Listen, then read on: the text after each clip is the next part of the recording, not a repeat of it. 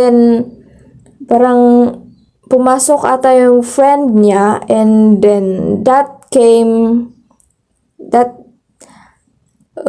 was the time when Caesar changed his mind, and he said it to his wife.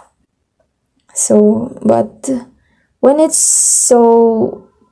you guys agree that it's a fate to happen? Then we should just let it be? Hindi ba natin pwedeng pigilan? Ganon. So, next quote tayo. So, this quote says, "How sharper than a serpent's tooth it is to have a thankless child." So, it's from King Lear, Act 1, Scene 4. So, this quote is spoken by King Lear himself about his daughter Goneril. Kasi, he was asking, parang may sakit ata siya, and he has a 3 daughter. So, parang magde-decide siya kung kanino niya ipapamana yung mga ari-arian niya, yung kaharian, yung mga ganon. By saying or showing him their love. So, 3 sila. Yung parang, it's a typical sisters, yung parang masamang sister, yung parang kinakawawa yung isa. So, 2 sila, and it's like they used sweet talks to say I love you to their father, kasi gahaman sila gusto nilang makuha yung kayamanan, yung mana nila. While his daughter, bunso, I don't know, correct me if I'm wrong. So, Goneril is very shy type, although she always cares for his father in true actions. So, parang hindi niya alam kung paano niya ipapakita ito through her words. Hindi niya alam kung paano sabihin ito sa pasalita. So, he's comparing the pain of her being a thankless child to be more painful than a snake bite. That it causes him more pain than any sharper serpent's tooth. So, parang medyo King Lear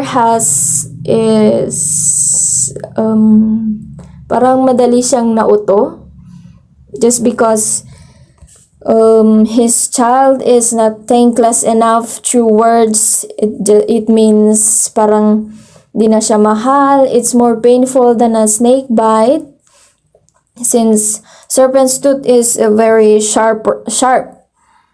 So, yung parang kinumpare niya na mas sharp pa sa serpent's tooth yung anak niya na hindi nagpapasalamat sa kanya, or he doesn't show the love through words. Pero so, Goneril kasi is action siya and hindi rin naman siya plastic, and she genuinely love his father. Next quote. So, this is a quote by Macbeth. Out, brief candle, lies but a walking shadow, a poor player that struts and frets his hour upon the stage and then is heard no more. It is a tale told by an idiot, full of sound and fury signifying nothing. So, Macbeth concluded that in this quote that life is brief and meaningless. In comparing life to an actor who struts for only an hour upon the stage and then is heard no more, Macbeth is commenting on the fleeting nature of life. Macbeth then compares his life to a story told by an idiot, meaning that life has no more significance than an idiot's pointless rambling. Macbeth speaks these bleak words shortly after learning of his wife's death. The reason why Macbeth told this quote is because his wife died. Because of grief, because of disappointment, because of pain, he said that life is meaningless. Ganyan din tayo minsan kapag nadidismaya tayo, ay nawawalan na tayo ng gana at nasasabi na lang natin na walang ganang mabuhay sa mundo. And that's okay. It's okay not to be okay, but don't stay that way. So, ito yung isa sa mga quote na nagpapakita ng realidad sa buhay na ang buhay ay minsan nasa taas, minsan nasa baba, but let us not always conclude that life is meaningless, just like Macbeth. Okay, next. Next is but love is blind. I know that you are all familiar in this quotation. Yan yung laging sinasabi na pag may nakakita ng hindi gaanong maganda, yung babae tsaka ang gwapo-gwapo na lalaki, sasabihin love is blind. But that's not. Yeah. But love is blind and lovers cannot see the petty follies that themselves commit. By Merchant of Venice. So, love is blind refers to the fact that when you fall in love with someone, you lose sight of common sense and reason. This is true for both men and women, and the emotion of love can cause us to act in ways that would be unthinkable otherwise. So, yan nga yung sinasabi ko na kahit kaano pa siya, kapag mahal mo, if you love someone, even though his worst attitude, kahit nakita mo na yung worst attitude niya or flaws niya, you will still accept him because you love him. Because in this quote says that love is blind and you will accept the people you love. You will love. If you are going to accept the flaws of the person whom you love. Maraming nakaka-relate dito because I know that many of us are experiencing or experience some stories about this. So, the fool doth think he is wise, but the wise man knows himself to be a fool. So, the fool thinks he's smart because he has a lot of experience, but he actually knows not. Most people who think that they're smart are just too ignorant and limited to know how dumb they are. If anyone announces to me that they're smart, all I know is that they're way over their heads. Mas okay nang manahimik ka kaysa yung salita ka ng salita pero wala ka namang nasasabing tama. Or, may mga taong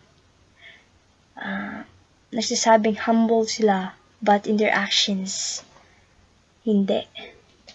So, this quote is very very relatable in our lives because it taught us to be humble enough to accept or humble enough to be humble. You know that na nawawala yung pride natin, nawawala yung pagiging mayabang natin, yung pagiging boastful natin. And we just remain humble. Sabi niya dito, but the wise man knows himself to be a fool, na hindi siya nagmamagaling, na may alam siya but tahimik lang siya at ginagawa niya lang yung mga kaya niyang gawin. Ginagawa niya in his actions, not just his words. Hindi gaya ng mga nagpapanggap na matatalino but they are not smart. So, masyado nang masakit tong quote na to, ha? Char. Yes, and that's the truth that we must remain humble. Wag tayong magmagaling sa isang bagay na hindi naman pala natin kayang gawin. Kunwari, may marami kang experience but Kung wala talaga, you just need to accept that and learn. So, iba't ibang tao. Iba't ibang bagay. So, next is the Italian Renaissance literature. The number one first author is Dante Alighieri. He was an Italian poet, first writer to write in vernacular language, native tongue, rather than Latin. His famous masterpiece is La Commedia, or in English, The Divine Comedy. As I have mentioned earlier that Alighieri is known for his masterpiece La Commedia, which is universally considered one of the world literature's greatest poems. What a wow!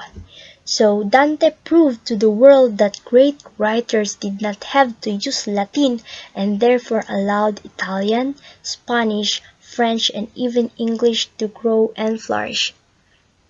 Kaya nasabi dito na first writer to write in vernacular language or native language rather than Latin. So, eto, we have here the three major sections of La Commedia, his masterpiece. Number one is the Inferno, pit of hell, Purgatorio or Purgatory, Paradiso or Paradise. So, I'll just summarize to you the story of La Commedia, or the poem of La Commedia. It's all about a man generally assumed to be Dante himself is miraculously enabled to undertake an ultramundane journey which leads him to visit the souls in hell, purgatory, and paradise. So the main purpose of this masterpiece is to show people the horrors their souls would go through if they did not obey God's laws and did not live their lives righteously. So dito sa La Commedia na poem ni Dante Alighieri is pinakita niya yung impyerno or inferno, pit of hell. Dun sa first na poem neto is pinakita niya dun kay Dante yung itsura ng inferno. Then sa second is yung purgatorio or kung saan pupunta yung mga namatay daw. And then the third is Paradiso or the paradise. In the last chapter, it was a hopeful story kasi makikita doon yung heaven or the paradise. Kaya dito sa La Commedia na to is meron yung sad, happy, and bad. Yun. Dito natin makikita yung tatlong major sections. Yung Impierno, Purgatorio, and Paradise.